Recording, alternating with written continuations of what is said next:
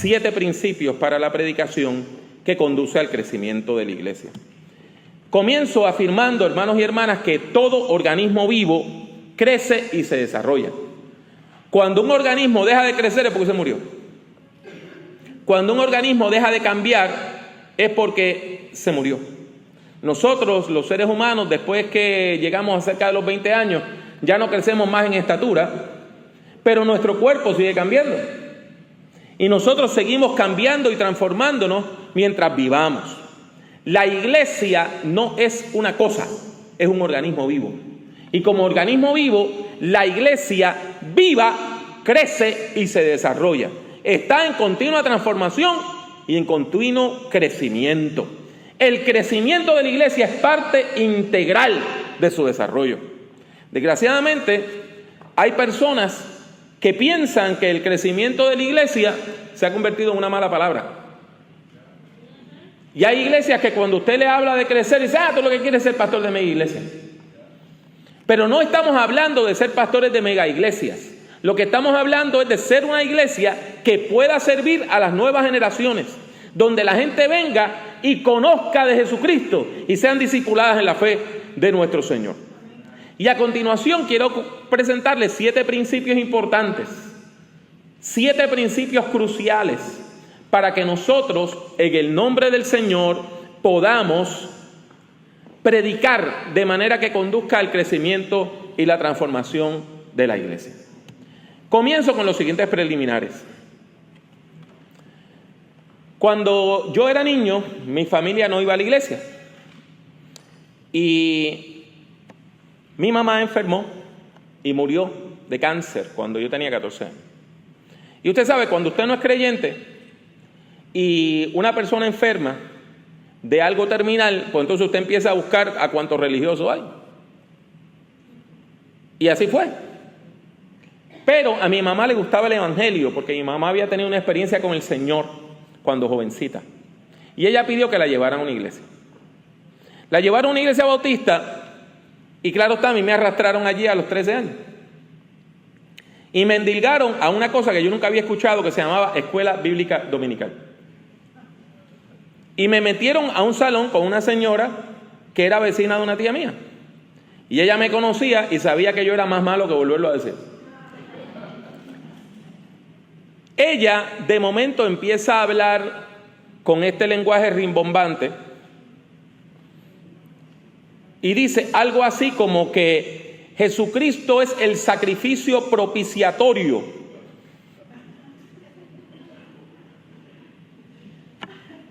De acuerdo a Levítico y Deuteronomio. Porque Jesús había dado su vida en sacrificio propiciatorio para salvar a los impíos. Mire, ahí esa señora dijo un montón de palabras que yo nunca había escuchado. Pero la que a mí me dio risa fue impío. Porque me sonaba graciosa la palabra. Y yo me eché a reír. Y me dice, ¿por qué te ríes?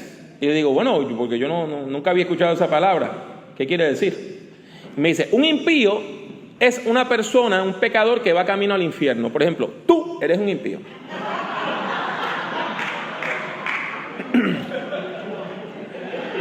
De primera intención, yo reaccioné igual que ustedes, me eché a reír porque yo venía de una familia de alcohólicos, una familia cuya única religión era comprar medio galón de ron los viernes y desaparecerlo antes del domingo a mediodía. Y mis tíos me habían dicho, cuando te mueras tú quieres ir al infierno porque en el cielo no hay ron. Pero me dolió lo que me dijo esa señora. Nosotros tenemos una dinámica de exclusión en las iglesias. Lo usamos en nuestro lenguaje. Hablamos de los no creyentes. Hablamos de los apartados. Le preguntamos a una persona si es hermano o amigo.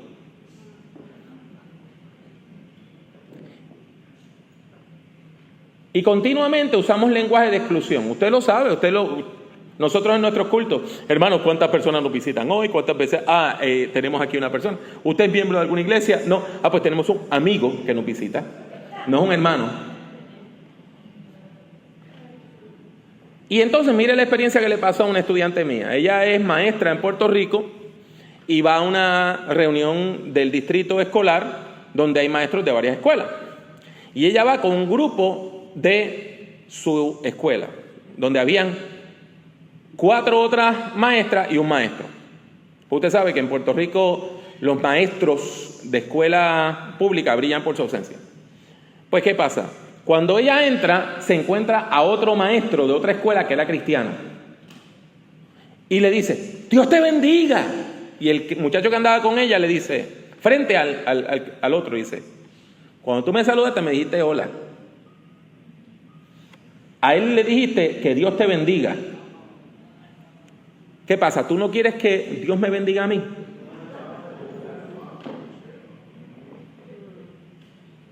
Hermanos, hermanas, nosotros tenemos todas unas dinámicas de exclusión en la iglesia. Lo hacemos desde que la gente entra. Una de las cosas que más hace que la gente se sienta mal es cantar de memoria. Por eso es importante proyectar las letras de los cánticos. Cuando usted entra a una iglesia por primera vez, es una experiencia espeluznante. Es una experiencia espeluznante. Yo no tuve una experiencia de conversión hasta los 15 años. Y yo entraba a una iglesia evangélica muerto de miedo. Porque decía, y si esto es verdad, y Dios le dice al pastor todo lo malo que yo hago, y él me dice, mira, tú, Bambalán, párate. Tú eres esto y esto y esto. Y se lo dice frente a todo el mundo.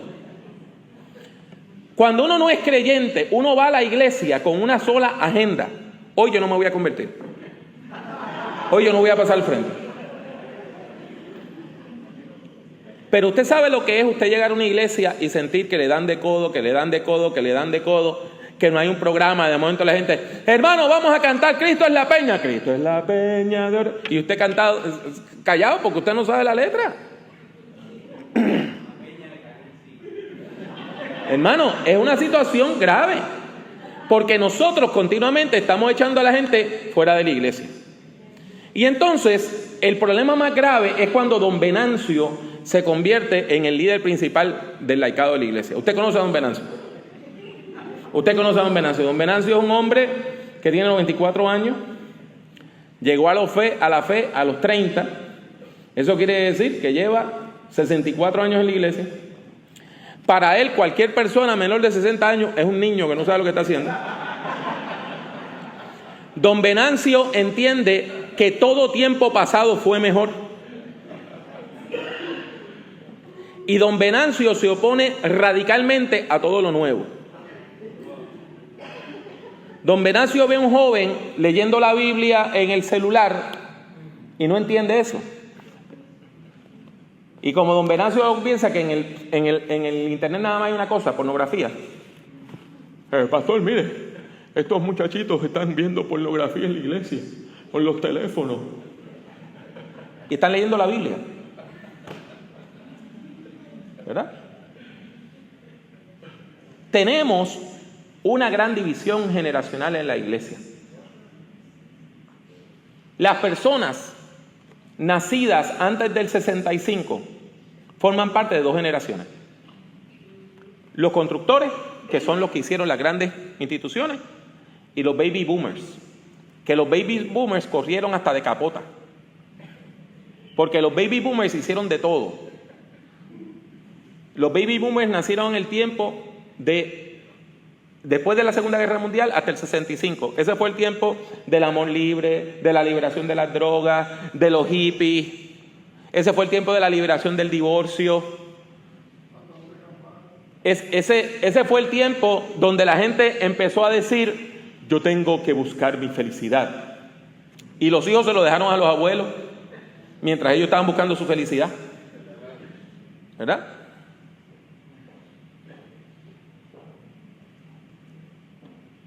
Tenemos entonces la generación X, que es la del 65 al 82, que es una generación intermedia, que a veces se identifica con la anterior, a veces se identifica con los que vienen después.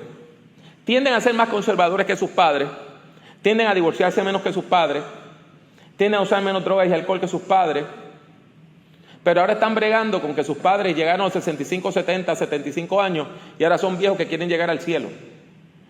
Por ejemplo, un amigo mío que estaba en esa, yo le digo, ¿qué vas a hacer estas vacaciones? No, voy a visitar a todas mis ex esposas para pedirle perdón antes de morir. ¿Qué pasa? Del 82 en adelante están las generaciones del milenio. George Barna le llama las generaciones del mosaico. Y hay 3 generaciones. La del 82 al 1995 se llama la generación Y. Esa es la generación donde no era digital todo, pero ellos experimentaron el cambio a lo digital. Ya esa generación no vio un disco de pasta. Lo que vieron son los VHS, ¿verdad? Los videos en cassette, en las caseteras grandes.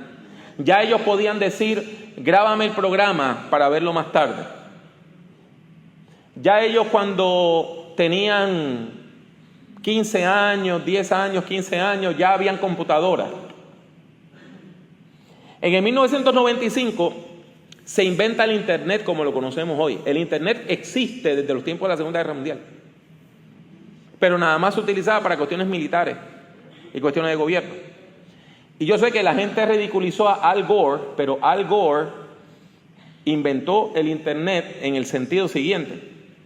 Hubo una ley que él fue el que la propuso para abrir el Internet al público en general. Esa ley se firma en el 95. Por eso es que del 95 para acá explota la cuestión cibernética. Esa generación del 95 al 2002, 2003 es la que tiene el boom de la explosión del Internet. Ahí es que el email se vuelve normal, pero después del 2003 está la generación Z, y esos chicos nacieron en un mundo completamente digital. Es una generación que está acostumbrada a un mundo sin límites. Si quieren estudiar japonés, lo pueden hacer por YouTube.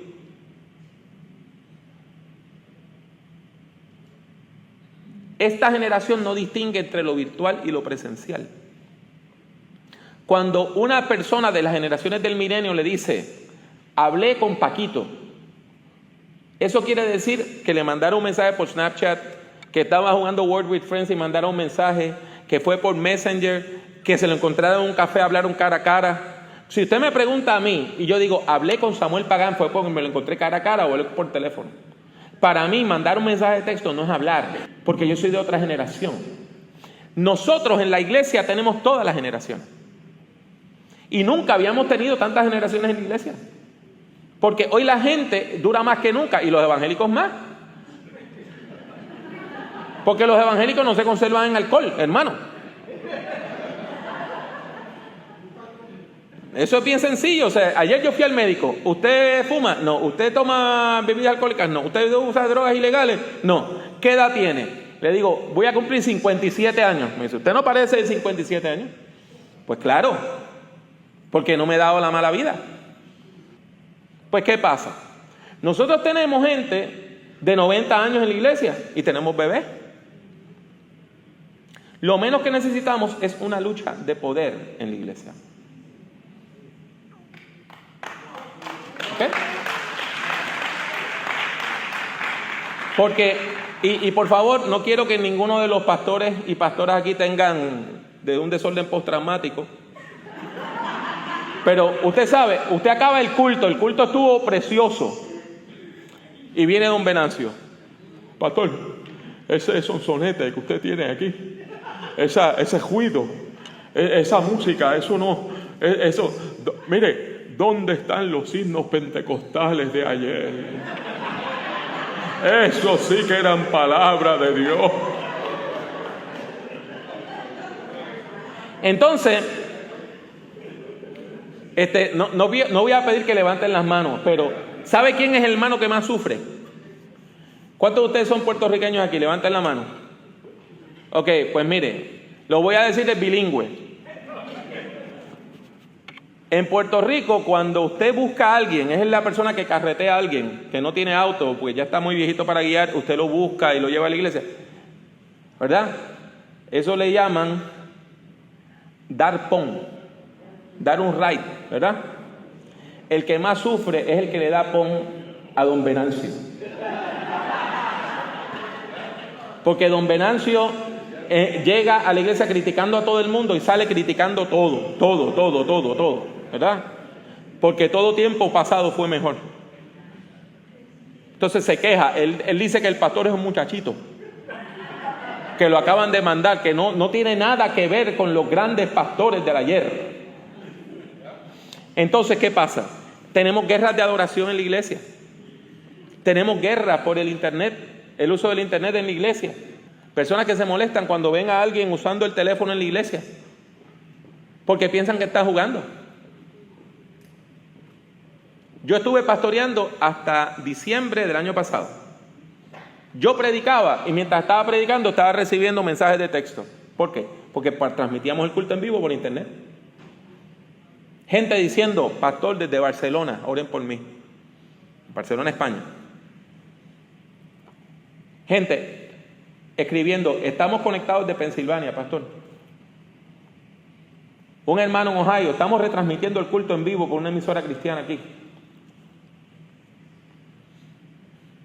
Y a veces, pastor, no fui al culto porque mami está enferma, estamos en emergencia. Pero venía don Venancio, pastor, ¿y qué usted hace jugando con el teléfono desde el culto? Eso es un mal ejemplo que usted le está dando a los hermanos. ¿Va? ¿Cuántos conocen a don Venancio aquí? ¿Cuántos conocen a don Venancio? Pues miren, hermano, le voy a decir algo muy duro y muy feo. A veces don Venancio no quiere que la iglesia crezca. Porque si la iglesia crece, cambia, y si cambia, deja de ser su iglesia. Él quiere que la iglesia esté congelada en el 1950, en 1960 y que todo sea igualito.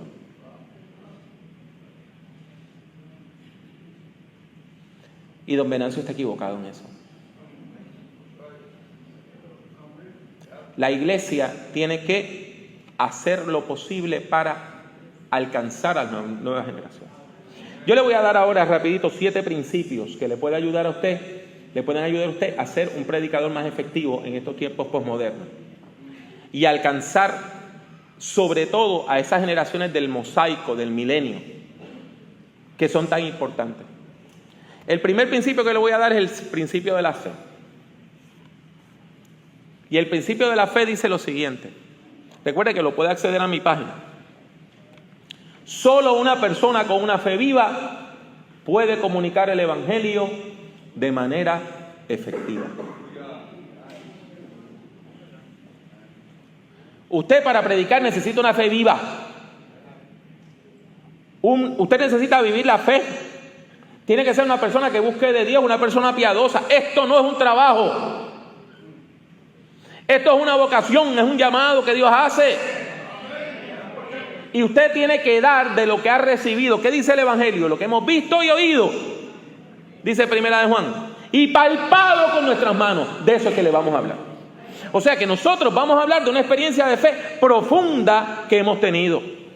Y lo hacemos porque estamos respondiendo a un llamado de parte de Dios. El sermón eficaz desafía, inspira, educa por medio de una proclamación que está anclada en una profunda experiencia de fe. Mire, hermano, hermana, si llega a ser por la cuestión intelectual, yo nunca hubiese llegado a la fe. Nunca. Si hubiese sido porque alguien está debatiendo conmigo, porque hay cristianos que usan Facebook para pelear con todo el mundo, yo nunca hubiese llegado a la fe. Yo llegué a la fe porque un día tuve un encuentro con Jesucristo. Y eso no es que es irracional, es que es suprarracional. Es que va por encima de la razón. Y es importante que usted hable de ese a quien usted conoce, no de algo que usted estudió.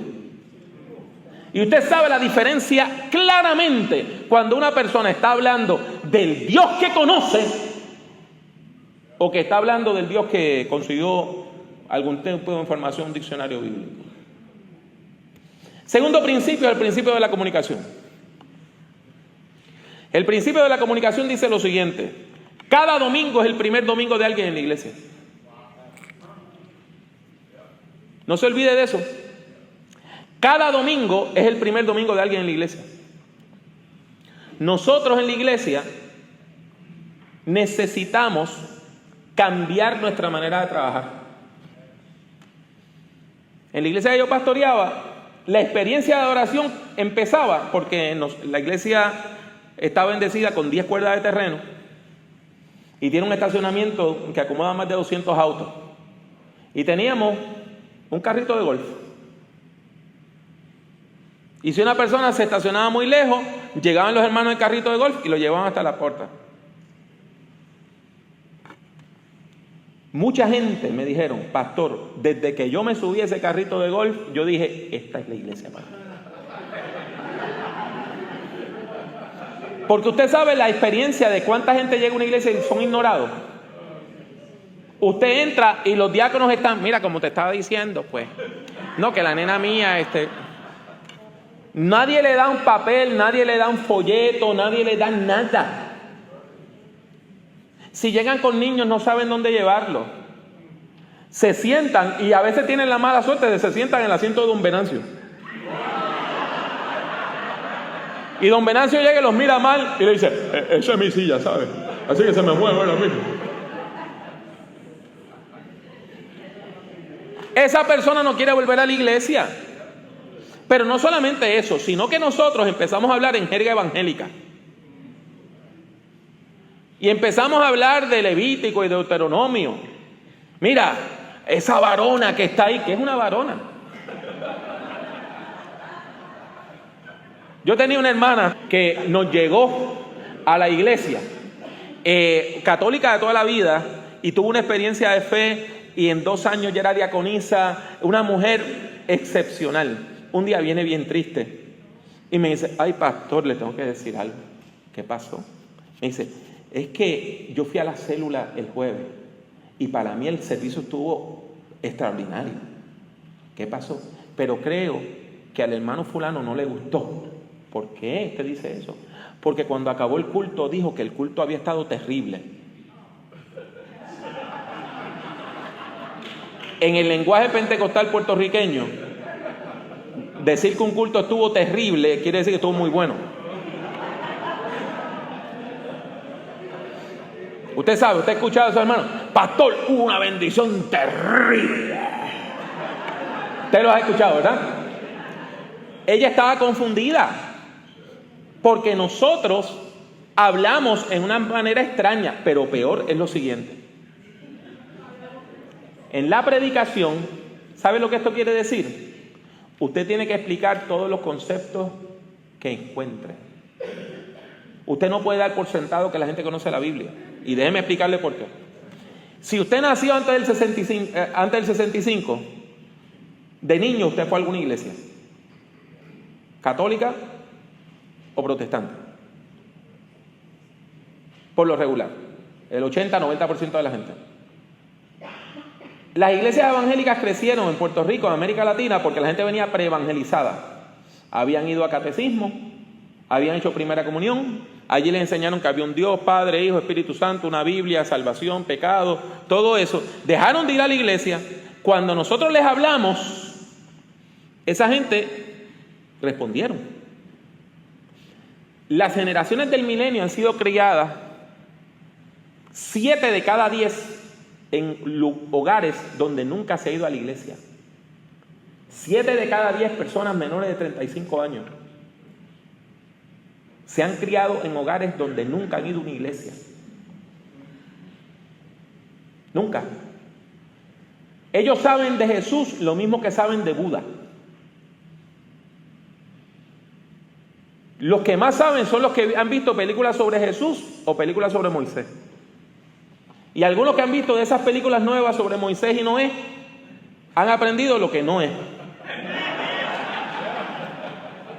Y vienen, ¿dónde está Dios cuando se le apareció a Moisés como un niño? Eso no está en la Biblia, hermana.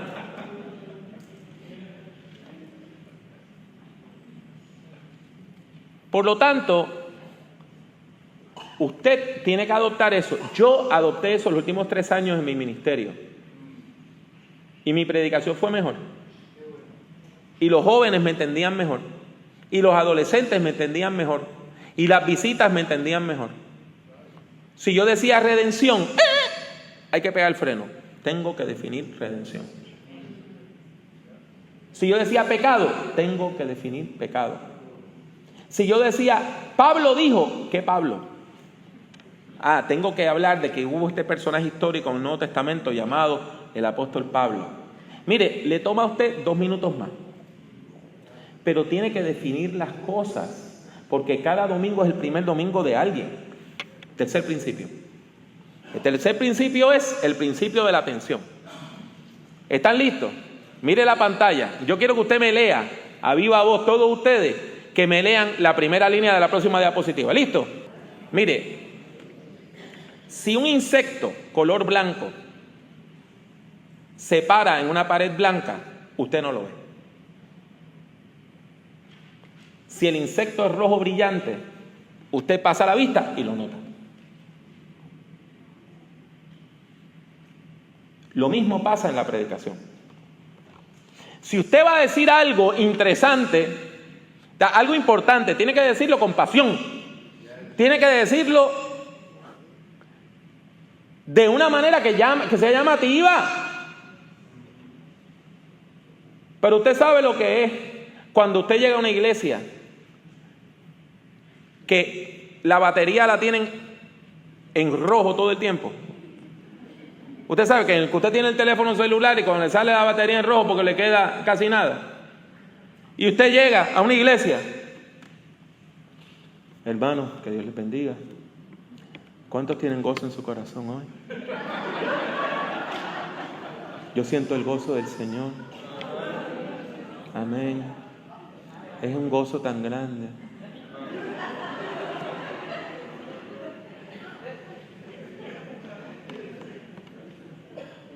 Hay personas que entienden que mientras más palabras raras usen, más la gente va a pensar que ellos saben. Nosotros tenemos amistades, y no voy a decir los nombres, Samuel, que si no dicen tres adjetivos, no dicen ninguno. No pueden decir que algo es bueno. No. Tienen que decir que era agradable, benemérito y plácido. Es importante que usted se esmere en que la presentación, usted lo va a hacer de manera interesante. Porque esto que estamos hablando es importante. Estamos hablando de un mensaje de vida o muerte, hermano. Y esto no es una exageración. La diferencia es Cristo, hermano. La diferencia es el Evangelio de Jesucristo. La diferencia de vida o muerte es el Evangelio de Jesucristo. Entonces usted va a ir a un culto y va a encontrar una predicación de esa, de baja energía. Usted sabe. Iglesias donde no se puede hacer un PowerPoint, no se puede hacer una presentación electrónica, no se puede hacer nada. No, porque todo tiene que ser como se hacía en los 1920. Próximo principio, creo que es el cuarto. El principio de la excelencia. A mí la gente a veces me dice, ay pastor, usted predica cortito. Pues mire, yo predico cortito porque yo tengo un mensaje. Yo soy un cartero. A mí Dios me da un mensaje y yo voy y lo llevo. Después que yo entrego el mensaje, yo puedo terminar el sermón. Ya está. Las nuevas generaciones, las generaciones del mosaico, las generaciones del milenio, los nacidos del 82 para acá, viven en un mundo donde todo es rápido. Yo tengo un canal de YouTube que se llama Dr. Pablo Jiménez. Ya estamos llegando a las 300,000 visualizaciones de video. Y eso es poco para YouTube. Porque en YouTube cualquier video de un perro corriendo detrás de un gatito tiene 1 millón de visualizaciones. Pero lo que nosotros tenemos son sermones y conferencias. ¿Qué pasa? La mayor parte de esos videos duran 20 minutos a media hora. ¿Usted sabe cuánto es el promedio que una persona ve un video en YouTube? 4 minutos.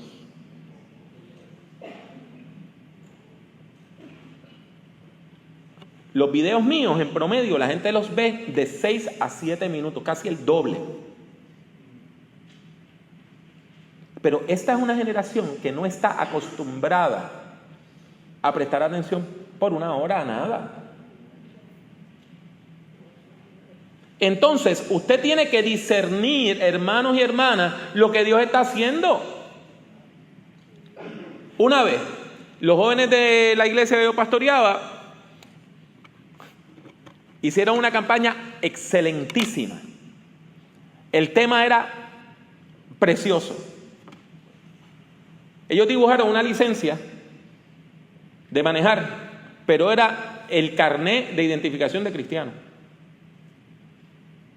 Entonces decía Juan Cristiano y tenía la foto de un muchacho y eso, y iglesia tal, etcétera. Y el tema de la campaña era: no pierdas tu ID, no pierdas tu identidad. Miren, un tema excepcional. Invitamos a una pastora joven a predicar y la chica hizo un trabajo excepcional. A los 18 minutos estaba terminando. ¿Sabe qué texto escogió? Y se lo digo, como decía uno de mis mentores, Roberto Amparo: únjalo y predícalo. Él utilizó el texto de Esther. Cuando Mardoqueo va y le dice: no piense que si nos matan a nosotros los judíos tú te vas a salvar porque eres más blanquita.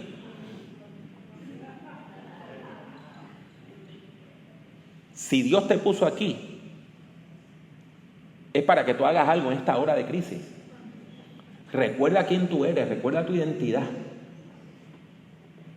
Mire, los jóvenes estaban compungidos, habían chicos con lágrimas en sus ojos. Yo estaba listo para subir al altar tan pronto ya comenzara el llamamiento. Y cuando termina la historia de Esther, dice: segundo punto. Y empezó a predicar sobre el buen samaritano. 20 minutos más. A los 40 minutos dijo: tercer punto. No me pregunte cuál fue el tercer texto. Entonces, como se dio cuenta que ya nadie estaba prestando atención, a los 48, 49 minutos terminó. Y yo me levanté y despedí el culto y nos fuimos a los refrigerios. Ese momento de Dios se había perdido.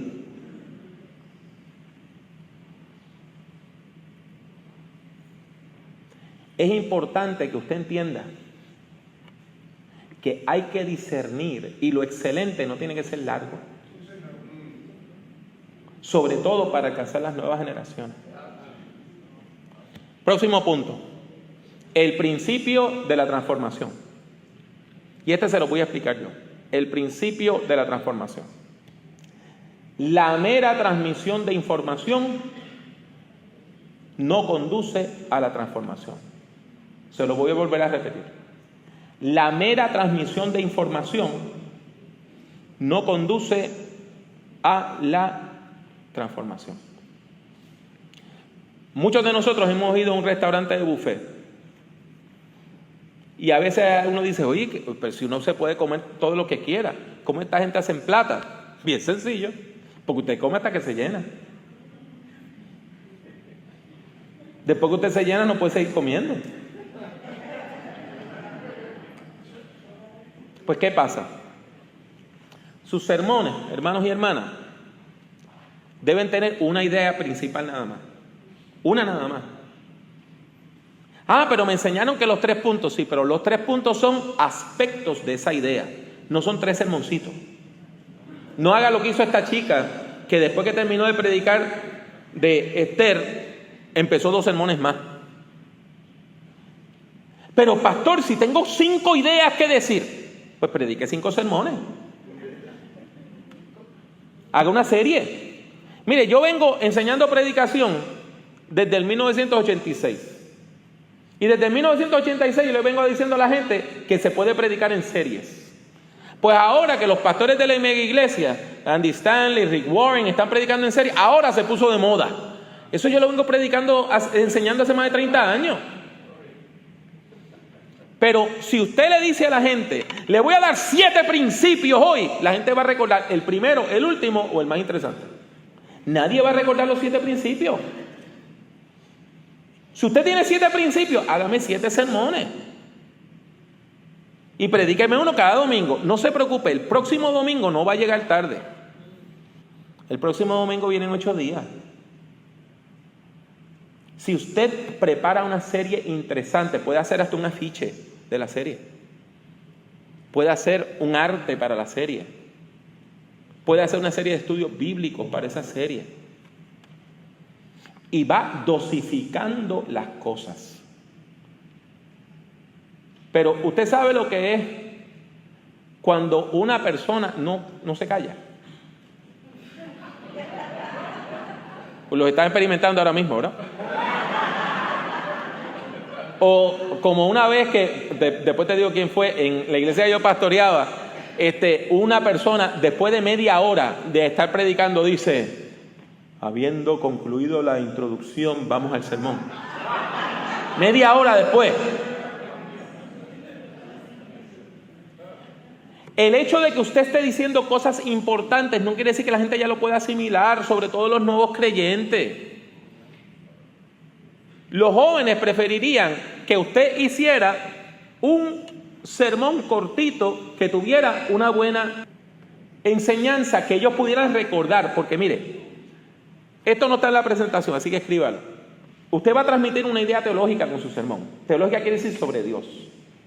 Y esa idea tiene que ser portátil. ¿Sabe qué quiere decir portátil?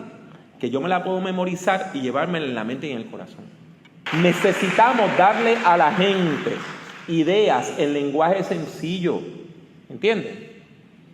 No es una cuestión de yo pararme aquí y decir: hermanos, hoy vamos a hablar de la propedéutica veterotestamentaria que nos lleva a la escatología bíblica. Y que la gente diga: debió estar bueno pero yo no entendí nada.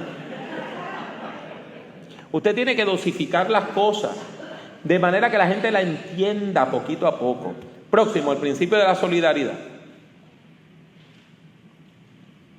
El principio de la solidaridad, lo tengo que reescribir, es que todos estamos en una búsqueda espiritual. Todos nosotros estamos en una búsqueda espiritual. Quizá usted está más avanzado en el camino, quizá yo estoy más relegado en el camino, quizá yo estoy empezando, quizá usted lleva 30 años, pero todos estamos en una búsqueda espiritual. Todos. Por lo tanto, en la iglesia no hay espacio para menospreciar al otro. Porque él está buscando. Yo estoy buscando. Pero tenemos que dejar los insultos evangélicos. La gente, usted lo ve en Facebook, los cristianos tirándole a otros cristianos. Todo el mundo es un hijo del diablo. Todo el mundo es un esto y lo otro. En la predicación eso no tiene espacio. Y finalmente, les quiero hablar del principio de la dependencia. Y el principio de la dependencia es que todo depende de Dios. Dios es el que da el crecimiento. Dios es el que da el crecimiento. Yo llevo predicando 40 años. De mi primer sermón se acaban de cumplir en febrero. 40 años. Yo comencé a predicar a los 16 años. A los 2 meses de haberme bautizado, prediqué mi primer sermón. Yo he predicado más de 2,000 sermones. En inglés, en español, 2 o 3 en francés. Y espero que el Señor me dé años para seguir predicando. Y yo nunca he convertido a nadie. Y yo espero nunca haber convencido a nadie. Porque ¿qué dice la Biblia? ¿Qué dice Juan 16? El Espíritu Santo es el que convence de pecado, de juicio y de justicia. Mi labor no es persuadirle. Y desgraciadamente en la mayor parte de los libros de predicación viejos eso es lo que dicen. Usted tiene que ser persuasivo y hablar de la persuasión. Yo no quiero que usted pase al frente porque yo lo persuadí. Yo quiero que usted pase al frente porque usted recibió un impacto de Dios. Por eso